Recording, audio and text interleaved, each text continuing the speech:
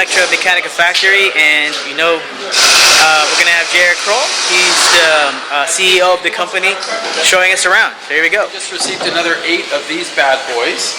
So this is the chassis that we have manufactured right now at the Victoria Airport, and this is a patented chassis. See, I can lift it up. So this chassis made out of steel would weigh 300 pounds, out of aluminum would weigh 200 pounds. This is made out of a material called Teclum. It's the same as the floor of a 787, and it weighs 42 pounds. And it's stronger than steel or aluminum.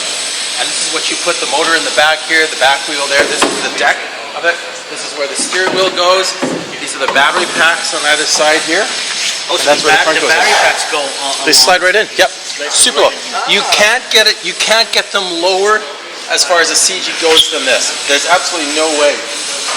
That sort of stuff. So this is an important car. This is our 3rd customer car. Okay. So what happens is Abdullah is actually the guy. What we do is we insist that anybody who's building our cars dress exactly like the car he's building. I love it. So you can see how we see it. This is car number 11 of our manufacturer, but it's the 3rd customer car that's going out to Victoria. So there'll be a bit of a ceremony again for that. Nice. Beautiful red car. So the first one was for greens and beans. So that was a wrap car that was green. And then the next car was silver. Yep. And then this one is red. And the next one after that is red. Just beautiful. Yeah. Seriously. And built to last. Yeah. Seriously.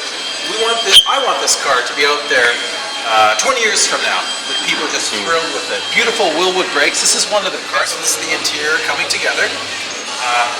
The door panels then go in. The seat goes in. Abdullah's just putting the seat together. The interior is done by Henry and his team. So beautiful fit and finish. But again, it's not meant to be a Bugatti. It's meant to be like a Volkswagen Beetle for the 21st century. Something that makes sense. Something you can touch, hold. It's real, and the value is amazing. This is the rear crumple zone. So this is what, if you got actually hit, this would crumple, and that's what makes it compliant globally for any crash. In America, it's considered a motorcycle. We know that. Anything with less than 4 wheels is considered a motorcycle. But the rest of the world calls it a car, and they need to see that it can withstand a crash from 20 miles an hour. That's what this does at the back. At the front, we have a similar piece up there. Roof crush, chrome moly tubes in either side, so it is a very safe vehicle because it's so lightweight. Also, the side, there's bars here that... Yeah, you can see it right in there. You can see the chrome moly tube right in there, right? So that's real stuff. Yeah. So, and the thing, because it's so light, if you're in a 4,000-pound car and you get hit on the side, you got a 4,000-pound car holding you in place while the door has an incursion from a pickup truck or whatever. But because it's 1,300 pounds, like a smart car, they weigh about 2,400 pounds. It'll move out of the way. You're not being pinned in a car. That's what you want. Which is why a Formula 1 car can hit a wall at 100 miles an hour, and the guy or girl gets out and asks for the backup car. And they walk away. You crash a regular road car at 100 miles an hour, you're going to the hospital. At best, you're going to the hospital. So a lot of engineering cleverness has gone into these. We want something that's usable, safe, and fun, and good value for that as well too. Absolutely. So you can see the motor coming together down here. Yeah. That's where the wheel goes on, suspension. The belt is absolutely beautiful, nice and quiet, and strong. That belt is so strong you can literally lift the car off the belt. Oh wow. Yeah, it'll lift the 1,300-pound car off the belt.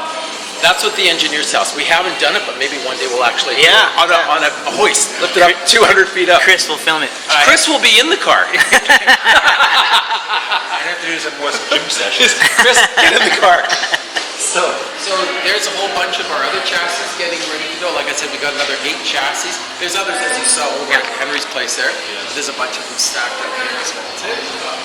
These are some of the early molds that we had for, you can see the roof line of the Solo here.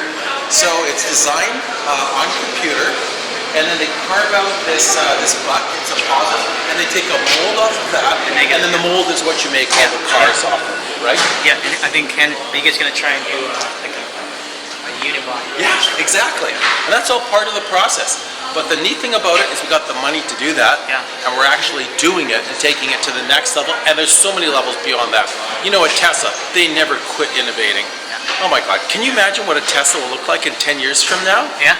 holy crap! Like you don't even dare say what it'll look like in 10 years from now. Yeah. Will it fly or whatever? And we've got some amazing things coming with us as well too. That will keep pace with that. Yeah. You can put in your order and get your car. So, and I'm hoping that we'll have all existing orders and then a bunch solved by the end of next year.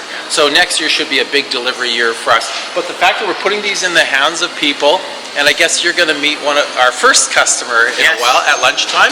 Yeah. I was just over there having breakfast this morning. Every time I go in there, she says to me, Leona says, "Have I told you yet again how much I love my car?" And she'll do that to you as well too. She's a business person, running a small cafe with her son, delightful lady, and she's not afraid to say if she doesn't like something. You'll see that as well too, right? She loves the car.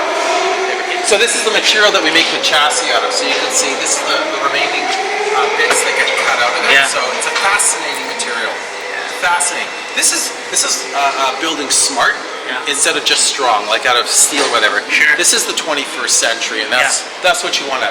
If your car's being made out of that stuff, you know you're dealing with something that's It's like aircraft grade, right? Totally, it is exactly aircraft grade. It's actually manufactured at the Victoria Airport. Yeah. At an aircraft manufacturer. So what they have now is you got an assembly station 1, 2, 3, 4. It's very simple to put these cars together, and once it's ramped up, the engineers have told me on a mass production scale, we can build a Solo within 4 hours. Wow. So that means the parts can arrive at 8 a.m. and by noon they're Be out rolling the out the door. Yeah. Because it's a global car. Sure. Because the seats in the middle, we can sell the same car to Indianapolis as we do to Japan. You don't have to move the steering wheel. Yeah. And I love that. Yeah. So that's really good. So what we do is we put the car parts like doors and all that in here. We have all the sub-assemblies here, the seats and all that, and then the cars get assembled in 1, 2, 3, 4. And this is really where we're prototyping for the bigger operations. Right. Assembling thousands a day. Well, so right now then, actually, the people that buy these cars are getting a treat because their cars are hand built. Well, they're getting a classic collectible. Yeah. Oh my God! Can you imagine if you owned one of the first 100 Corvettes ever built? Yeah. The ones that came out of Bowling Green, like the first ones that were built. Yeah. That's a collectible. Those things are going for millions of dollars. Yeah. So that's just. And eventually, robots will be building them, right? You know, as we're going along for optimizing things or as much as we can off of that. But right now, the thing is being built for two reasons. One is because setting up the robots is expensive to get that put together. But the second thing is we're learning as we put it together to make sure, okay, that could be a little bit more efficient like that. The robot will do what you tell it, but it won't give you feedback. Humans do that. And Electra Meccanica has been building cars by hand since 1959. We're a 58-year-old company. So we know as we're putting it together, Henry knows not just how a car gets put together, but what the customer experience is like afterwards. When you get that car every morning for the next 20, 30 years, when you turn that key, got to be a smile on your face. Yeah, and you can see that. You've seen that here. Oh, Not to mention, like the first 1,000 vehicles are the signature series, which has a special plate in the vehicle. So for like my car, would be one of these, or Yes. or am I? Are you one of the first 1,000? I think you are. Yeah. You are. Am I? Different bits and pieces in here for all the different cars as they come through. This really do a lot of the work on the sub-assemblies. Right. So you've got the front suspension carrier here, and then we'll put on the A-arms, the uppers and the lowers.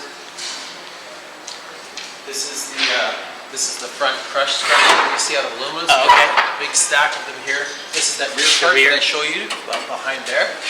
Isn't that beautiful? Like you can look at that. Yeah. That's just that's like automotive art. Yeah, You put it's a piece that of art. on your coffee table at home, and people would just go, "Oh my God, that's beautiful." This is where it takes place in the vehicle itself. That's where it's mounted. Yeah. Yeah.